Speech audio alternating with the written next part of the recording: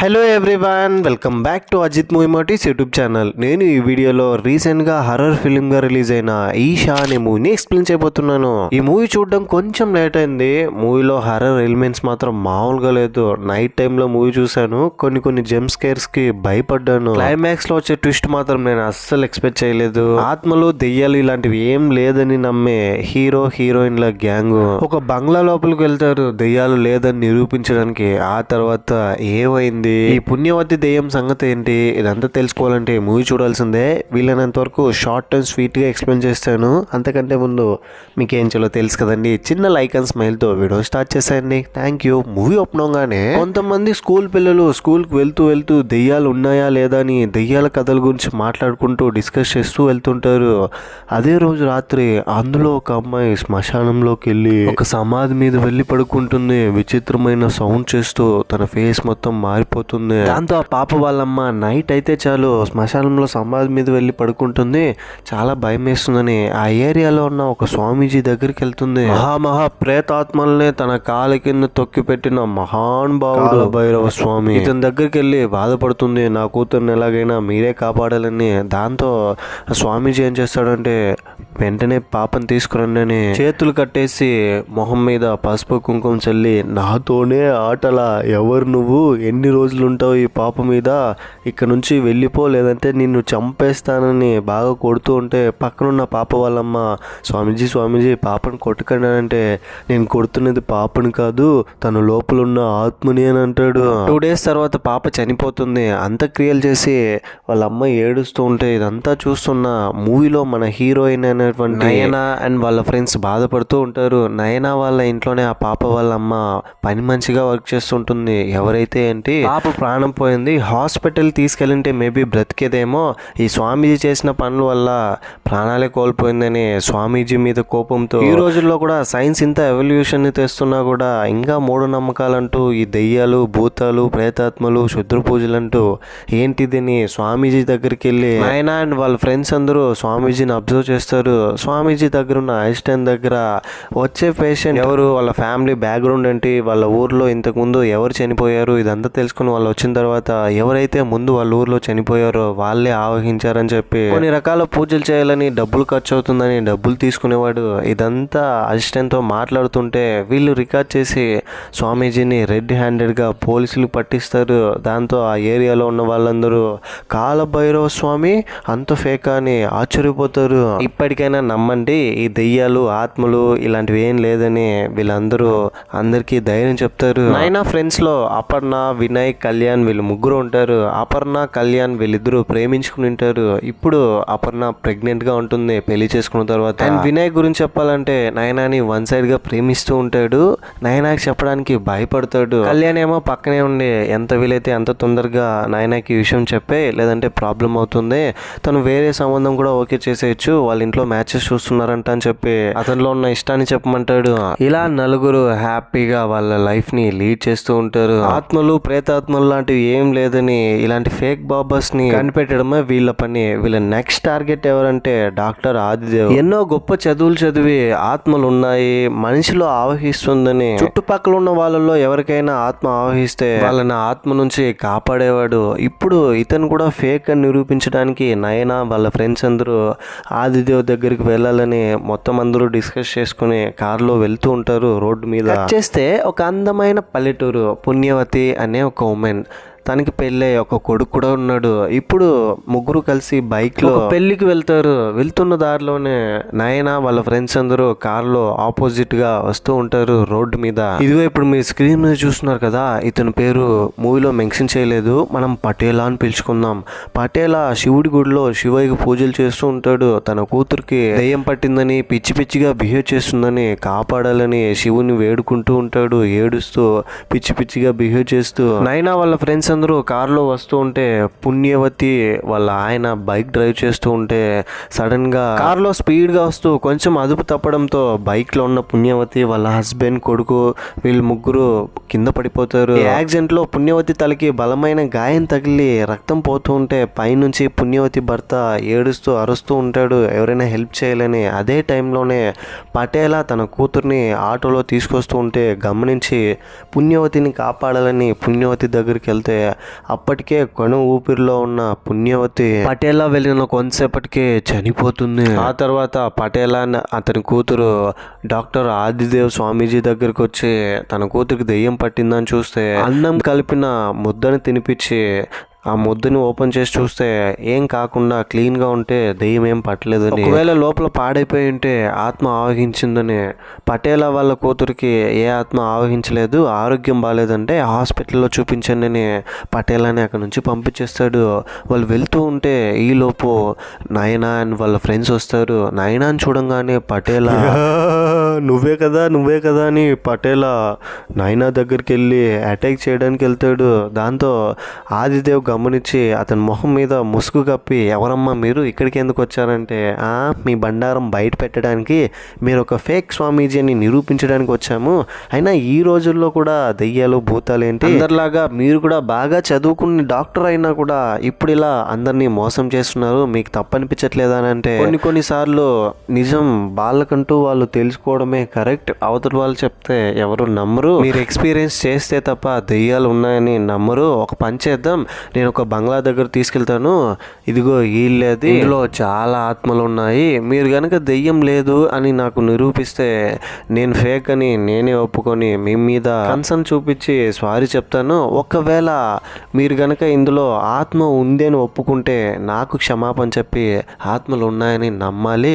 ఒక 3 రోజులు ఇందులో ఉండండి చూద్దామని ఆదిదేవ్ ఒక ఛాలెంజ్ ఇస్తాడు. ఏంటి 3 రోజులు మేము ఇంట్లో ఉండాలా, ఉంటే దెయ్యాలు లేవని మేము చెప్పింది నువ్వు నమ్ముతావా? సర్లే, నీ కోసమైనా, నువ్వు ఫేక్ అని నిరూపించడం కోసమైనా 3 రోజులు మేము ఈ బంగ్లాలో ఉంటామని అందరూ ఒప్పుకుంటారు. మీరు లోపలికి వెళ్ళండి, ఎట్టి పరిస్థితుల్లోనూ ఇదిగో ఈ లైన్ క్రాస్ చేసి బయటికి రాకండి, వస్తే మీకే ప్రమాదం అని, మీరు ఉండడానికి ఫుడ్ వాటర్ ఇవన్నీ నేను ఏర్పాటు చేస్తానని అక్కడ నుంచి వెళ్ళిపోతాడు. ఆ తర్వాత నయనా వీళ్ళ ఫ్రెండ్స్ అందరూ బంగ్లా లోపలికి వెళ్తూ ఉంటే అపర్ణకు మాత్రం ఇక్కడ ఏదో నెగిటివ్ ఎనర్జీ ఉన్నట్టు అనిపిస్తుంది, భయపడుతూ ఉంటుంది. అందరూ ధైర్యంగా ఉంటే కూడా అపర్ణ కళ్యాణ్తో, అసలే నేను ప్రెగ్నెంట్గా ఉన్నాను, మన బేబీకి ఏదైనా ప్రాబ్లం వస్తే ఆపద వస్తే ఏంటి పరిస్థితి అని అంటే, ఏం కాదు, మనం ఒక 3 రోజులు అకేషన్కి వచ్చామని అనుకో, నేను చూసుకుంటా, ధైర్యంగా ఉండని చెప్తాడు. ట్రావెల్ చేసి వచ్చారు కాబట్టి అందరూ కొద్దిసేపు పడుకుంటారు. కానీ అపర్ణకు మాత్రం నిద్ర రావట్లేదు. బయట ఏదో సౌండ్ వినపడుతూ ఉంటుంది. బయటకు వచ్చి చూస్తే ఎవరో తలకిందులుగా వేలాడుతున్నట్టు తనకు కనిపిస్తుంది. చాలా భయపడిపోతుంది. కళ్యాణే వచ్చి ధైర్యం చెప్తాడు, ఏం లేదు, ఇదంతా ఇమాజినేషన్ మాత్రమే, నువ్వు ఎక్కువ ఓవర్ థింక్ చేయకు అని చెప్తాడు. ఆ తర్వాత నయన వినయ్ వీళ్ళిద్దరూ బంగ్లా నుంచి లైన్ క్రాస్ చేసి బయటకు వచ్చి మాట్లాడుకుంటే సడన్ గా ఒక పెద్ద నల్ల గబ్బిలం వీళ్ళ మీదకి అటాక్ చేయడానికి వస్తుంది. వీళ్ళు భయపడిపోతారు ఆ సౌండ్స్. వినయ్, ఆదిదేవ్ గారు చెప్పింది నిజమే, ఇక్కడ నిజంగానే ఆత్మలు ఉన్నాయి, పద మనం వెళ్ళిపోదాం, గబ్బిలం చూడు ఎలా వచ్చిందో అని నవ్వుతూ, అలా అంటాననుకున్నావా, దీనికే మనం భయపడతామా వినయ్ అని లోపలికి వెళ్తుంది. కట్ చేస్తే ఇంకోవైపు ఆదిదేవ్ పటేలాని బంధించి నైనా మీద అటాక్ చేసినందుకు ఏదో ఒక కారణం ఉందని, ఎవరు నువ్వు, ఎందుకని వాళ్ళ మీద అటాక్ చేస్తున్నావు, నీకేమైంది, నీ లోపల ఎవరు ఉన్నారని అంటే, నేను పుణ్యవతిని, నన్ను వాళ్ళందరూ యాక్సిడెంట్ చేసి చంపేశారు, నా భర్తతో నా కొడుకుతో కలిసి జీవితాంతం హ్యాపీగా బ్రతకాలనుకున్నాను, కానీ మధ్యలోనే నా ప్రాణాలు తీసేశారు, వాళ్ళు చేసిన తప్పు వల్ల వాళ్ళని వదిలిపెట్టను, వాళ్ళు ఎక్కడికి వెళ్ళినా వెంటాడి వేటాడి చంపుతాను, క్రూరంగా భయంకరంగాని వార్నింగ్ ఇస్తాడు. దాంతో ఆదిదేవ్ భయపడి పటేలా నెత్తి మీద విభూతి చల్లి మంత్రాలు చదివి కామ్ చేస్తాడు. పటేలా శరీరంలో పుణ్యవతి ఆత్మ ఉంటుంది. చనిపోతున్నప్పుడు పటేలా వెళ్ళి చూసినాడు కదా, అందుకే ఆత్మ పటేలా శరీరంలోకి ఆవహించుంటుంది. ఎలాగైనా పటేలా దగ్గర నుంచి వాళ్ళని కాపాడాలనుకుంటాడు. ఆ రోజు రాత్రి అర్ధరాత్రి అయింది. ఇంట్లో అందరూ పడుకున్నారు. అపర్ణకు మాత్రం నిద్ర రావట్లేదు. సడన్ గా మెలకు వస్తుంది. లేచి బయట ఏదో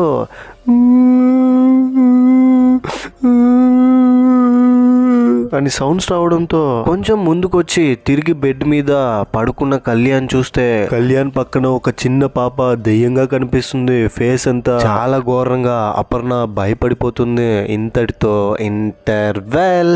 సెకండ్ హాఫ్ లోకి వెళ్ళబోయే ముందు మీకు కనుక నా ఎక్స్ప్లెనేషన్ నచ్చితే మరిన్ని ఇలాంటి కైండ్ ఆఫ్ ఎక్స్ప్లెనేషన్ వీడియోస్ కోసం మన ఛానల్ని సబ్స్క్రైబ్ చేసి బెల్ ఐకాన్ క్లిక్ చేసేయండి. సెకండ్ హాఫ్ ఓపెన్ అవగానే అపర్ణ కళ్యాణ్ పక్కన పడుకున్న దెయ్యాన్ని చూసి భయపడుతూ ఉంటే సడన్ గా గట్టిగా అరవడంతో పడుకున్న పడుకున్న వాళ్ళందరూ పైకి లేచి అపర్ణ దగ్గరికి వచ్చి, ఏమైంది అపర్ణ, ఎందుకు ఏడుస్తున్నావు అంటే, అది నా కళ్ళ ముందు ఏదో కనిపించిందని వేలు చూపిస్తుంది, కానీ అక్కడ ఏం ఉండదు, వచ్చినప్పటి నుంచి చూస్తున్నాను చాలా ఓవర్ థింక్ చేస్తున్నావు, భయపడకుండా పడుకో, ఇక్కడ ఏం లేదని అందరూ నచ్చజెప్పడానికి ట్రై చేస్తారు అపర్ణకి. కానీ అపర్ణ మాత్రం భయపడుతూనే ఉంటుంది. అపర్ణ పడుకున్న తర్వాత ఈసారి నైనాకి నిద్రలో నుంచి మెలకు వస్తుంది. ఎక్కువ సౌండ్స్ వస్తుండడంతో బయట నుంచి పైకి లేచి కిటికీ వైపు చూస్తే ఎవరో వెళ్తున్నట్టు కనిపిస్తుంది. ఏంటా అని దగ్గరికి వెళ్ళి చూస్తే ఎవరో వచ్చి నయనారా నయనారా అని పిలుస్తున్నట్టు తనకు అనిపిస్తుంది. అపర్ణకు జరిగినట్టు నాకు కూడా అలా జరిగిందని వినయ్ కళ్యాణ్తో చెప్పి, నాకెందుకో ఇదంతా కావాలని ఆ ఆదిదేవ్ మనల్ని భయపెట్టడానికి చేస్తున్నట్టుంది అని ఏదో సౌండ్స్ అండ్ స్మెల్ కూడా వస్తుందని బంగ్లా మొత్తం వెతికితే ఒక ప్లేస్లో అగ్గితో పాటు పొగ ఉంటుంది. ఆ పొగను చూసి ఓ ఇందులో డ్రగ్స్ కలిపాడు, డ్రగ్స్ ఉండడం వల్లే మనకి హెల్యూజినేషన్ అవుతుంది, అందుకనే మనం దెయ్యం ఉన్నట్టు దెయ్యం presence feel అవుతున్నామని next day Adidev దగ్గరికి వెళ్ళి, ఇంత చీప్ ట్రిక్స్ ప్లే చేస్తావని అనుకోలేదు, మమ్మల్ని భయపెట్టడానికి నువ్వే రైట్ అని నిరూపించుకోవడానికి ఇక్కడ ఏ ఆత్మ ఏ ప్రేతాత్మ లేనప్పటికీ పొగలో డ్రగ్స్ కలిపి దెయ్యాలు ఉన్నట్టు సెటప్ చేసి మమ్మల్ని భయపెట్టడానికి చూస్తావనంటే ఆదిదేవ్, అమ్మా అది మీ ప్రాణాలు కాపాడడానికి నేను వేసిన సామ్రాణి మాత్రమే, మంత్రించిన సామ్రాణి అది, దానివల్ల మీకు ఎలాంటి ఇబ్బంది కలగదనంటే వెంటనే దాన్ని తీసి మమ్మల్ని మేము కాపాడుకోగలం, నువ్వు మరీ మా మీద అంత జాలి చూపించాల్సిన అవసరం లేదు, నువ్వు అనుకుంటున్న ఆత్మ ఏదైతే ఉందో మమ్మల్ని ఏదైనా చేస్తే అప్పుడు చూద్దాంలేని వేసిన అతను మంత్రించి వేసిన సామ్రాణిని మొత్తం అన్నిటినీ రిమూవ్ చేస్తారు. ఆ తర్వాత డే టైంలో చుట్టుపక్కల వెళ్ళి తిరిగి వద్దామని నాయన వాళ్ళ ఫ్రెండ్స్ అందరూ చుట్టుపక్కల వెళ్తే మేకలు కనిపిస్తాయి, చాలా క్యూట్గా ఉన్నాయని మేకలతో ఆడుకుంటామని వెళ్తే ఒక మేక నాయనాన్ని చూసి భయపడి విచిత్రమైన సౌండ్స్ చేసుకుంటూ వెళ్ళి కింద పడిపోయి చనిపోతుంది. అపర్ణ భయపడుతుంది. ఆకాశంలో ఒక విచిత్రమైన రూపం కనిపిస్తుంది. దాంతో వీళ్ళు షాక్ అయ్యి తిరిగి అక్కడి నుంచి వెళ్ళిపోతూ ఉంటే సడన్గా కళ్యాణ్ మాత్రం ఒంటరిగా మిగిలిపోతాడు. కళ్యాణ్ వైపు కొన్ని కుక్కలు అటాక్ చేయడానికి వస్తాయి. గట్టిగా అరిస్తే కుక్కలు ఎక్కడ కరిచేస్తాయేమో అని సైలెంట్గా ఉంటాడు. ఇంకొంచెం వెనకాలకి వెళ్ళిన కింద లోయలో పడి చనిపోతాడు.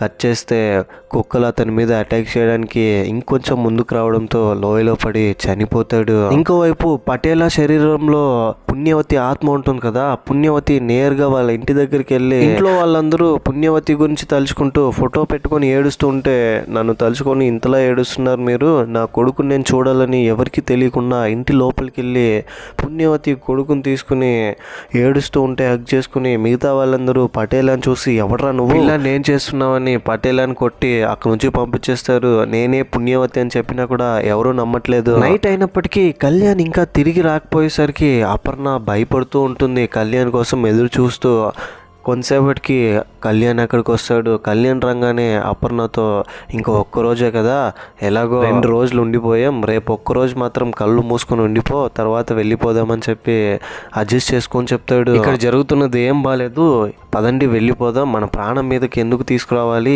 ఏదైనా సరే చెప్పేది ఎందుకని మీరు వినిపించుకోవట్లేదు, మేకపిల్ల ఎందుకు చనిపోయింది మమ్మల్ని చూడంగానే, ఇది కూడా జస్ట్ కోఇన్సిడెంటల్ గా జరిగిందని మీరు అనుకుంటున్నారా, నిజంగానే ఇక్కడ ఏదో ఉందని అపర్ణ చెప్తూ ఉంటే నాయన నచ్చ చెప్తుంది, ఇక్కడ ఏం లేదు అపర్ణ, ఎందుకని నువ్వు భయపడుతున్నావు, ఒకవేళ ఇక్కడ ఏమైనా జరిగినా కూడా ఆ ఆదిదేవ్ గాడు కావాలని సెటప్ చేసి మనల్ని భయపెట్టడానికి ఇలా చేస్తాడు అని చెప్తూ ఉంటే సడన్ గా డోర్ని ఎవరో కొడుతున్నారు. వెంటనే వీళ్ళందరూ భయపడుతూ వెళ్ళి డోర్ ఓపెన్ చేస్తే పటేలా వీళ్ళ దగ్గరకు వచ్చి వీళ్ళ మీద అటాక్ చేయడానికి వచ్చి స్ప్రో కోల్పోయి తనకు తానే కింద పడిపోతాడు. ఆ తర్వాత కొంతసేపటికి పైకి లేచి వీళ్ళందరి మీద అటాక్ చేస్తాడు. వీళ్ళందరినీ చంపేయాలని వీళ్ళందరూ పటేలా దగ్గర నుంచి తప్పించుకోవడానికి చాలా ట్రై చేస్తారు.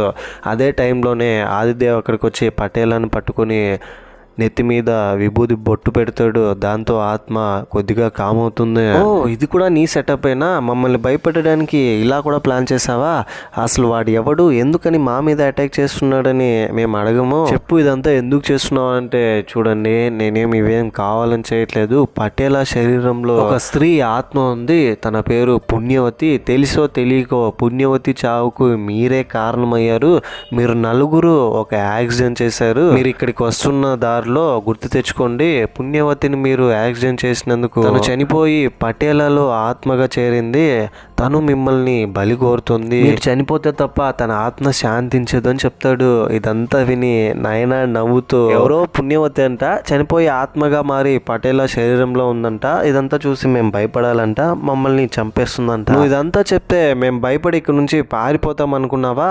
ఎవరేం చెప్పినా ఇక్కడ నుంచి వెళ్ళే ప్రసక్తే లేదు. ఈ ఒక్కరోజు మేము ఇక్కడ ఉండి దెయ్యాలు లేదని నిరూపిస్తామని ఆదిదేవ్ మీద కోపంతో తిరిగి బంగ్లా లోపలికి తీసుకెళ్తుంది వినయ్ని, కళ్యాణ్ని, అపర్ణని. అందరూ పడుకున్న సమయంలో ఈసారి వినయ్కి మెలకు వస్తుంది. వినయ్ లేచి బయటకు వచ్చి ఎవరో పిల్లలు మాట్లాడుతూ ఉండడం చూస్తాడు. ఆ తర్వాత తలలేని ఒక ఉమెన్ చూస్తాడు, భయపడిపోతాడు. అదే టైంలోనే ఆ ఏరియాలో రైల్వే ట్రాక్ దగ్గర ఒక ఉమెన్ ఆత్మహత్య చేసుకొని చనిపోయిందని స్వామీజీ ఆదిదేవ్కి తెలుస్తుంది. సో అతని ప్రకారం అక్కడ చనిపోయిన ఉమెనే ఇప్పుడు ఆ బంగ్లాలోకి వెళ్ళిపోయి ఉంటుంది ఆత్మగా. ఆ ఆత్మే వినయ్కి కనిపించుంటుంది. మూడో రోజు కావడంతో ఆ బంగ్లాలో ఉండడం వీళ్ళు నలుగురికి కొన్ని రకాల పూజలు చేసి మంత్రాలను చదువుతూ ఉంటాడు. పూజలు చేసి 4 గుంతలు తవ్వి అందులో వాళ్ళ వస్తువులను వేస్తున్నాడు. ఒక్కొక్కరుగా వేస్తూ ఉంటే ఇక్కడ బంగ్లాలో కళ్యాణ్ వినయ్ దగ్గర ఇంకా ఎందుకురా టైం వేస్ట్ చేస్తా, వెళ్ళి నైనాని ప్రేమిస్తున్నానని చెప్పని నైనా దగ్గరికి పంపిస్తాడు. దాంతో కళ్యాణ్ కూర్చుంటే సడన్ గా కళ్యాణ్ దగ్గరికి ఆ ఇంట్లో ఉన్న ప్రేతాత్మ వచ్చి లాక్కుని తీసుకెళ్లిపోతుంది. అపర్ణ ఇది చూసి భయపడి గట్టిగా అరిస్తే నాయన వినయ్ వీళ్ళిద్దరూ కూర్చొని మాట్లాడుకుంటుంటే గట్టిగా శబ్దం రావడంతో వెళ్ళి చూస్తే కళ్యాణ్ కనిపించడు. కళ్యాణ్ కోసం వెతుకుతూ ఉంటే అపర్ణ నా ఇంట్లో ఉండే ప్రేతాత్మ లాక్కుని వెళ్ళిపోతుంది. ఇదంతా వినయ్ చూస్తాడు. వినయ్ భయపడి నైనాని తీసుకుని అక్కడ నుంచి పారిపోతాడు. మనం వెళ్ళిపోదాం, ఇక్కడ నిజంగానే ఏదో ఉందని. కానీ నైనా నమ్మదు. ఏంటి వినయ్, ఇక్కడ ఏమైనా జరిగితే దాని కారణం ఆదిదేవే, వాళ్ళిద్దరిని ఆదిదేవే తీసుకెళ్ళింటాడు, పదా వాడి దగ్గరికి వెళ్దామని వెళ్తూ ఉంటే వినయ్ కూడా పైనుంచి ఒక చెరువులో పడిపోతాడు. ఆత్మ అతన్ని కూడా తీసుకెళ్ళిపోతుంది. సరిగ్గా అదే టైంలోనే ఆదిదేవ్ నైనా దగ్గరికి వస్తాడు.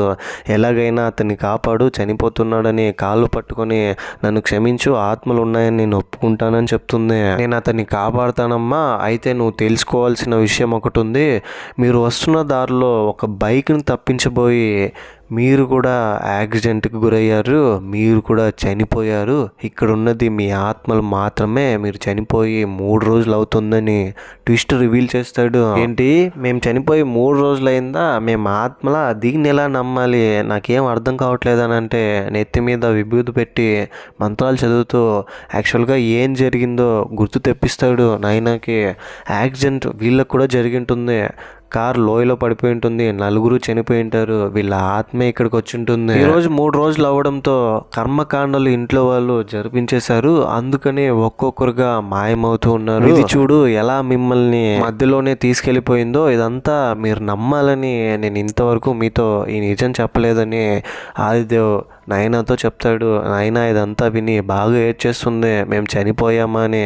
నేను మా అమ్మా నాన్నలు చూడాలని వాళ్ళ అమ్మా నాన్న దగ్గరికి తీసుకెళ్తే వాళ్ళు నైనా ఫోటో పెట్టి పిండ ప్రదానం చేస్తుంటారు. లేదు మేము చనిపోలేదు, మేము ఒప్పుకోమని నైనా గట్టిగా ఎమోషనల్ అవుతూ ఆదిదేవ్తో చెప్తుంది. ఇంతటితో నో ఎండ్ అనే టైటిల్ కార్డ్తో ఈ మూవీ ఎండ్ అయిపోతుంది. ఈ మూవీపై మీ ఒపీనియన్ ఏంటి, నా ఎక్స్ప్లెనేషన్ మీకు ఎలా అనిపించింది అనే దాన్ని కింద కమెంట్ బాక్స్లో తప్పకుండా నాతో షేర్ చేసుకోండి. ఈ మూవీకి టెక్నికల్గా పార్ట్ 2 ఉందని అనౌన్స్ చేశారు. చూడాలి ఇంకా పార్ట్ 2 తీస్తారా తీయరా, ఒకవేళ తీస్తే ఎప్పుడు రిలీజ్ అవుతుందని. కాన్సెప్ట్ చాలా కొత్తగా అనిపించింది, కానీ ట్రీట్మెంటే చాలా రొటీన్గా ఉంది. కొంచెం స్క్రీన్ ప్లే కన్విన్సింగ్గా రాసుకుని ఉంటే బాగుండేది. ఇలాంటి కైండ్ ఆఫ్ మరిన్ని మూవీస్ అండ్ ఎక్స్ప్లెనేషన్ వీడియోస్ కోసం మన ఛానల్ని సబ్స్క్రైబ్ చేసి బెల్ ఐకాన్ క్లిక్ చేసేయండి. ఇంతకంటే మంచి ఇంట్రెస్టింగ్ మూవీ ఎక్స్ప్లెనేషన్ వీడియోతో మీ ముందు ఉంటాను. అంతవరకు సేఫ్గా ఉండండి, నవ్వుతూ ఉండండి, నవ్విస్తూ ఉండండి. Thank you. జై హింద్.